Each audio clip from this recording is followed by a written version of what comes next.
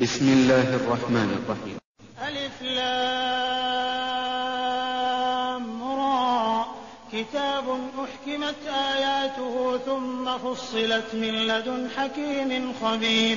سورة هود. بسم الله الرحمن الرحيم. ألف لام را. الله أعلم بمراده. الله yasinga kumanya ekiruubirirwa kye mu kusirisa ennyukuta ezo ze yajjanga asirisa mu ssuula ezimu ku ntandikwa y'essuula ezimu mu ssuula eziri mu Qur'an. Kitaabun, ekitabo kyaffe kino Qur'an, uhkimat ayatuhu, amateeka gaakyo gaalambululwa bulungi nnyo, tewali tteeka likoonagana na lininne waalyo. Allah subhanahu wa ta'ala yagateekateeka mu nteekateeka esinga okubeera ennungi. Thumma fussilat, oluvannyuma buli tteeka ne libeera nga lisunsuddwa era nga linnyonnyoddwa bulungi, nga buli kintu kyonna ekyali kigendererwa mu tteeka ekyo kiri mu kasana. Miladun, okuva eri Allah subhanahu wa ta'ala, hakimin, oyo omulamuzi atakola nsobi mu buli kyonna ky'aba alamudde, khabir, ate omukenkufu w'embeera zaffe zonna.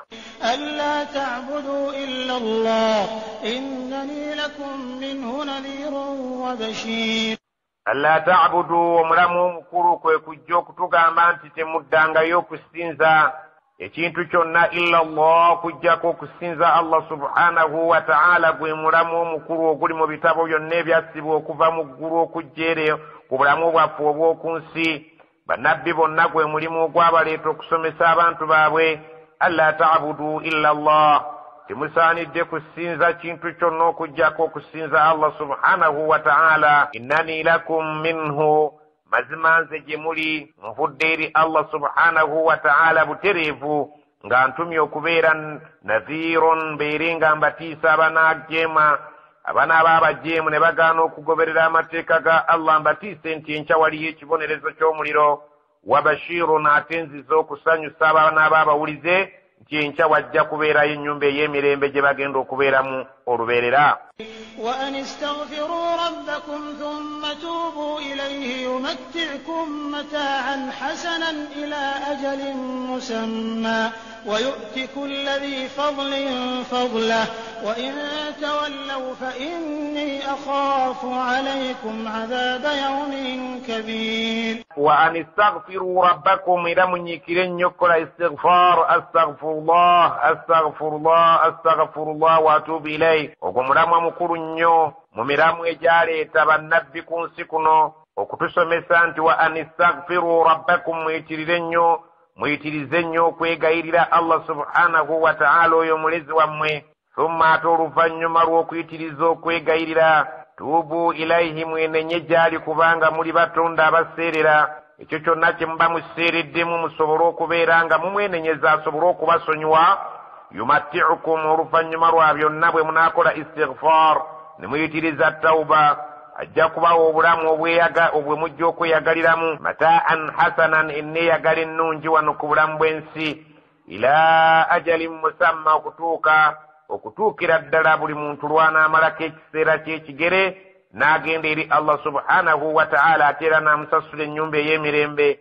Wa yu'ti kulla dhi fadlin fadlah, Allah mweteefuteefu okuwa buli nannyini kirungi kye baamutegekera okubeera nti akimutuusaako wano ku bulamu bw'ensi, so n'oluvannyuma lw'okuva ku bulamu bw'ensi. Wa in tawallaw, naye abantu bwe baneesuulirayo ogwa naggamba, fa inni akhaafu alaykum, omubaka agatumiddwa gye tuli atugambye nti mazima ddala nnyina okutya gye muli abanaaba batatutte ensonga eno nga nkulu. Adhaaba yawmin kabiir, nti waliyo ekibonerezo ekijja ku lunaku lw'enkomerero, nga ddala mu butuufu lunaku olwo lujja kubaako ekibonerezo ekinene. إلى الله مرجعكم وهو على كل شيء قدير.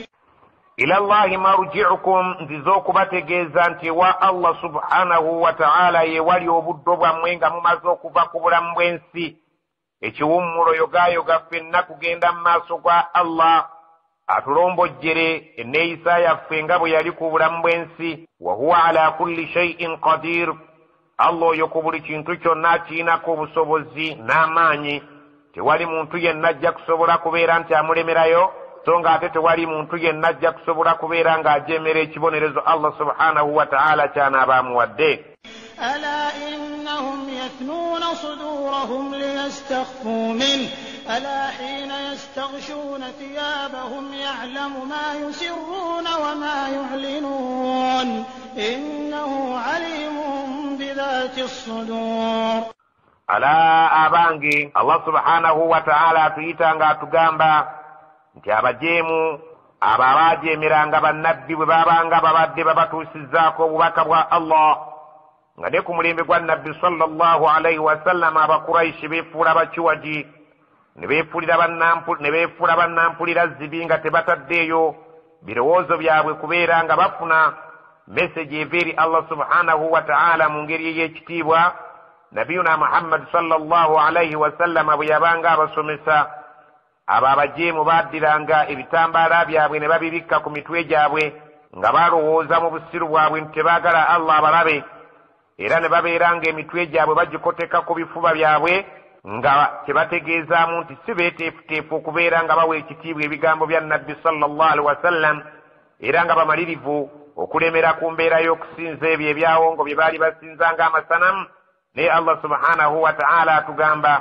ala abange mmwe baalumba buulire innahum mazima abantu abo abeesuuliddeyo ogwa naggamba yatnuuna sudurahum bakotese emitwe gyabwe ku bifuba byabwe liyastakhfu minhu nga baagala okukkakkanya ebigambo nabbi sallallahu alayhi wasallama byabasomesa nga tebabirabawo ekibakotesa emitwe ku bifuba byabwe tebaagala kuwuliriza nabbi sallallahu alayhi wasallama byasomesa era nga baagala okumulaga nti nno ebirowoozo bye n'ebirowoozo byabwe biri wala tebasobola kukwatagana. ala abange abantu abo mubategeeze hiina nti mu kiseera awo we bakolera embeera eno yastagshuna thiyabahum nga beebisse ku mitwe ebitambaala byabwe nga balowooza nti Allah subhanahu wa ta'ala tabalaba so nga ate era bakikola mu ngeri y'okunyoomoola nabbi nga tebaagala ayogere nga bamutunuddeko ne babikka emitwe gyabwe nga baagala okumulaga nti gwe yogera naye nga ffe situjja kuwa maaso yadde ebirowoozo byaffe. Allah subhanahu wa ta'ala amanyi omulamwa oguli mu bikolwa ebyo bye bakola ekyokukoteka emitwe gyabwe ku bifuba byabwe n'ekyokubikka emitwe gyabwe nga bagibisse ebitambaala byabwe. Allah subhanahu wa ta'ala amanyi kiki kye bagenderera mu kukola ebintu ebyo naye nga Allah subhanahu wa ta'ala abategeeza nti ya'lamu ma yusirruuna amanyi byonna bye bakola mu kyama nga bali mu nkukutu eyo wama yu'linuun n'ebyo bye bakola nga bali mu lwatu mu lujjudde lw'abantu byonna bye boogera nga bali mu nkukutu abimanyi bulungi so nga ne bye boogera nga bali mu lujjudde lw'abantu abimanyi. basobola okubeera mu lujjudde lw'abantu nga beeraga nti bakkiriza naye bwe baddayo eyo mu bukuukulu bwabwe mu byama byabwe naye nga boogerera obusiraamu amafuukuule. Allah subhanahu wa ta'ala agamba embeera zonna nze nzimanyi kubanga innahu alimun bidhati sudur. Allah amanyi n'ekiri mu kifuba nga tekinnaba kubeera nga kiyingira mu kubeera nti okiteeka mu kyama. Allah subhanahu wa ta'ala amanyi ebintu byaffe ebiri mu bifuba wadde nga situnnaba na kubifulumya ku nnimi zaffe mu lwatu oba mu kyama. وما من دابة في الأرض إلا على الله رزقها ويعلم مستقرها ومستودعها كل في كتاب مبين. الله سبحانه وتعالى تتجيز آيينو وما من دابة في الأرض تريو kintu kyonna wano ku nsi kye mulaba kitambula illa okujjako ala Allahi rizquha nga Allah subhanahu wa ta'ala yalina era yawaniridde riziki yakyo okukiriisa n'okukirabirira mu mbeera zaakyo zonna buvunaanyizibwa bwa Allah subhanahu wa ta'ala ye bwe yeeteekako olubimbi lwe. Allah subhanahu wa ta'ala ategeeza nti tewali kintu kyonna kitambula ku lubaati lwa nsi eno okujjako ng'ogw'okukirabirira mulimu gwa Allah subhanahu wa ta'ala ye yagwetema.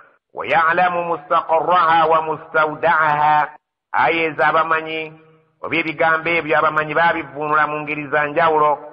abamu batugamba nga bagamba ti wa ya'lamu Allah yamanyi mustaqarraha ekitonde kyonna wano ku nsi we kiwummulira nga kibadde kimaze okukola emirimu gyakyo kimaze okunoonya ekyokulya amanyi wa we kigenda okuwummulira na wa we kigenda okusula ومستودعها أتي المستودع الله سبحانه يا مني الله سبحانه وتعالى يا مني الموضع الذي يموت فيه الله يا مني ekintu ekyo wekijja okufiira wayudfan era yamanyi wa wekijja okuziikibwa. Allah subhanahu wa ta'ala mu nzivuunula eyo abamanyi batugamba nti Allah yamanyi buli kintu kyonna wekidda nga kimaze okukabasana n'okunoonya ekyokulya wekinaasula, so nga ate yamanyi n'ekifo wekijja okubeera nga kifiira, ate yamanyi n'ekifo wekijja okubeera nga kiziikibwa. Eyo enzivuunula emu Allah subhanahu wa ta'ala gye yasobozesa abamanyi okubeera nga bagitubuulira. Abalala ne bagamba nti wa ya'lamu mustaqarraha wa mustawda'aha, Allah subhanahu wa ta'ala yamanyi butya bwekimalako ekisanja kyakyo mu bulamu bw'ensi eno, buli lunaku butya bwekijja okubeera nga kirutambuza, ate yamanyi butya bwekijja okufa, ate era butya bwekijja okuzuukira. Eyo nayo nzivuunula ey'abamanyi ku nsonga eyo. Abalala ne batugamba nti wa ya'lamu mustaqarraha wa mustawda'aha, ne bategeeza nti ya'lamu mustaqarraha fi rrahmi, yamanyi butya bwekibeera eyo nga kitebenkedde nga kiri mu nnabaano wa maama, wa mustawda'u ate n'akimanya butya bwekitebenkera fi sulbi ku mugongo gwa taata, kubanga tukimanyi nti omuntu akolebwa ng'aggyibwa mu mazzi ag'ebika ebibiri, ekisajja n'ekikyala, naye Allah subhanahu wa ta'ala yasinga okumanya butya omuntu oyo bw'abeera ng'ali ku mugongo gw'omusajja, so ate butya bw'abeera ng'ali mu nnabaana wa maama. Ekyo nayo ne kibeera nga kigambo mu bigambo ebyavvuunulwa ku kigambo kino, so nga ate n'ekigambo ekisembayo wa ya'lamu mustaqarraha wa mustawda'aha, yasinga okumanya butya bwe kinaabeera oba kyamujja n'oba kya muliro, ate butya bwe kijja okubeera nga kiri mu kabbuli yakyo. Ebintu ebyo byonna Allah subhanahu wa ta'ala abitubulira mu aya eno okutulaga nti atumanyi nnyo gye nvudde waffe ne gye ndi waffe ne gye ndaga waffe n'enkomerero yaffe. Allah subhanahu wa ta'ala yatwetooloola mu kutumanya, era bw'agamba nti wama min dabbatin fil ardi, tewaliiwo kintu ku nsi kuno kyonna kitambula, kimulaba kiteevuunya, kimulaba kitambulira ku lubuto, ekitambulira ku magulu abiri, ekitambulira ku magulu ana, tewaliiwo kintu kyonna kye mwali mulabye nga kitambula ku nsi kuno illa ala Allahi rizquha, okujjako nga riziki yakyo eri mu mikono gya Allah subhanahu wa ta'ala, gye yagyeyamu okubeera nga yajjogirabirira riziki ye ya buli kintu. Allah subhanahu wa ta'ala yalufuula lubimbirwe nga yajja okulabirira buli kyonna ekiri ku nsi. Wa ya'lamu mustaqarraha, Allah yasinga okumanya butya omwoyo gw'omuntu gye gujja okubeera nga gugenda okuwummulira, nga bwe tukirabye mu tafasiri ez'enjawulo, wajje kunaawummulira mu jjana oba muliro. Wa mustawda'aha, na butya bwe gubeera omwoyo gw'omuntu nga guli mu kabbuli, kabbuli eyo gubeera mu mirembe oba gubeera mu bizibu. Ebyo byonna Allah subhanahu wa ta'ala yasinga obimanya, kubanga ewuwe buli kintu kyonna, kullun buli kintu kyonna ewa Allah subhanahu wa ta'ala fi kitabin, kyawandiikibwa dda mu kitabo mubiin, kiri eky'olwatu ekya lawhil mahfuz, ekitambulirako puroguramu y'ensi eno. Allah subhanahu wa ta'ala bw'atugambye وهو الذي خلق السماوات والأرض في 6 أيام وكان عرشه على الماء ليبلوكم أيكم أحسن عملا ولئن قلت إنكم مبعوثون من بعد ليقولن الذين كفروا إن هذا إلا سحر مبين. وهو الذي خلق السماوات والأرض, yoyo Allah subhanahu wa ta'ala yatonda eggulu zonna n'ensi eno kwe tuli fi 6 ayyamin, kyamutwalira ennaku 6 okukola eggulu n'ensi, obwaguuga bw'eggulu nga bwe mubulaba, so nga ate ziri eggulu 7, n'obwaguuga bw'ensi eno nga bwe tugiraba. Omulimu ogwo gwonna ogumaliriza okugujjako engalo, kyamutwalira ennaku 6 gwokka. Wa kana arushuhu ala alma'i, so nga ate olubereberye ekitonde ekiyitibwa arushi nga yenna mulondo ye Allah subhanahu wa ta'ala watudde era kwateredde entende. Olubereberye arushi eyo yali ku mazzi. Abamanyi abamu amazzi bagamba nti gaali mu ffuumu ya mukka. Amazzi ago agaaliwo ebiseera ebyo gali mu ffumu ya gaasi. Allah subhanahu wa ta'ala bw'ati bw'atutegeezezza nti eggulu n'ensi kyamutwalira ennaku 6, so ng'ate arushi ye kwatudde. Bwe yali ng'akola ebintu ebyo byonna yali ng'eteredde ku mazzi agaali mu kika kya gaasi nga tegannaba kufuuka mazzi nga kati ge tulina olwaleero. Liyabluwakum, Allah subhanahu wa ta'ala asobole okubeera ng'ajja kubagezesa. Yatuteeka ku lubaati lw'ensi eno tujje tubeere nga tujja kuwangaalirako ebbanga eggere, naye Allah subhanahu wa ta'ala ng'ayagala atugezesa alabe ayyukum ahsanu amalan, ani kuffe abanaayita ku lubaati lw'ensi eno anaasinga banno okukola emirimu emirungi. Mulimu abajja okufuna first class, mulimu abajja okubeera ng'ebintu bibalemera ddala, ate mulimu abajja okubeera nga bali wakatikkati. Allah subhanahu wa ta'ala ayagala atulabe oluvannyuma lw'okututeeka ku bulamu bw'ensi eno, bwe tunaaba tuvuddeko bagende batunule mu nkola y'emirimu gyaffe, ani yasinga okweyisa obulungi ku mateeka ga Allah abeere ng'amuwejjana, ate yali yeeyisa obubi ku bulamu bw'ensi abeere ng'amusasula ebibonerezo.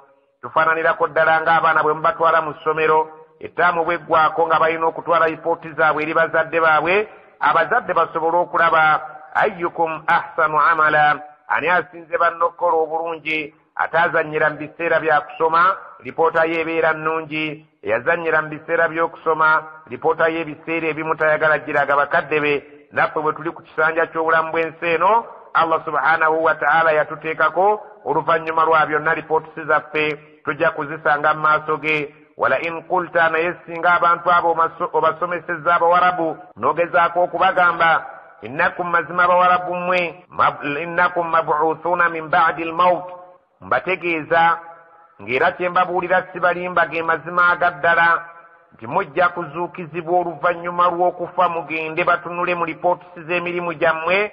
La yaqulanna, bajja kuddamu bakubuuze nga bagamba alladhina kafaru, abo abatakkiriza, in haadha, tekiri kino ky'otubuulidde Muhammad, illa okugjako sihirun mubiin, ddogo lya lwatu. Ekyo tekisoboka kubeerayo, kizirala n'okutta kitta omuntu oluvannyuma lw'okufa okubeera nti ajja kuddayo abeere mu bulamu ate basobole okumubala. Ekyo ffe mu bwongo bwaffe tetukakasa nti kisobola okuyingiramu. ولئن أخرنا عنهم العذاب إلى أمة معدودة ليقولن ما يحبسه ألا يوم يأتيهم ليس مصروفا عنهم وحاق بهم ما كانوا به يستهزئون. ولئن أخرنا عنهم العذاب، abantu abo bwe tubakeereyako ekibonerezo awamu n'okuba nti batujooga naye ne tutasobola kubasasulirawo essaawa eno, beeyibaala ne bagamba nti kikyate ekigaana okuleeta ekibonerezo ng'ate tukoze ekinyiza Allah subhanahu wa ta'ala. Allah kyatugamba nti wala in akharna anhum al'adaba, bwe tubeera ng'ekibonerezo kyaffe tukibakeereyerezza ne kitajjirawo mu bwangu, ila ummatin ma'duda, ne tukirinza obudde ffe bwe tumanyi nti bwe kinaabanga kituuse, bwe budde obunaaba busaanidde okubeera nti tukireeta, okukikeereya kwaffe kubayinula ne bagamba la yaqulanna, bavaamu eddoboozi erigamba ma yahbisuhu, kyekikisibye, kyekiganye ekibonerezo ekyo okubeera nti kijjirawo mu bwangu ddala nga twakamala okujooga Allah n'atakireeta.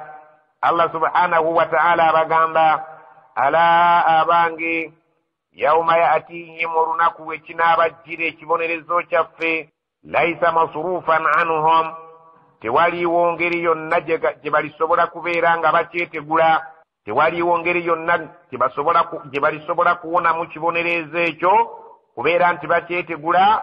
Allah subhanahu wa ta'ala bw'ali bakiyingizzaawo kigenda kubanga kizzegawanye, kigenda kubanga kijjidde ddala. Olwaleero wadde nga bakisaba nga ffe tukyakitaddeko ebiseera bye tumanyi nti bye bituufu we tujja okukireetera, wadde nga bo baneeyibaala, naye bategeeze nti bwe kinaaba kizze tebajja kusobola kubeera nga bakyetaasaako.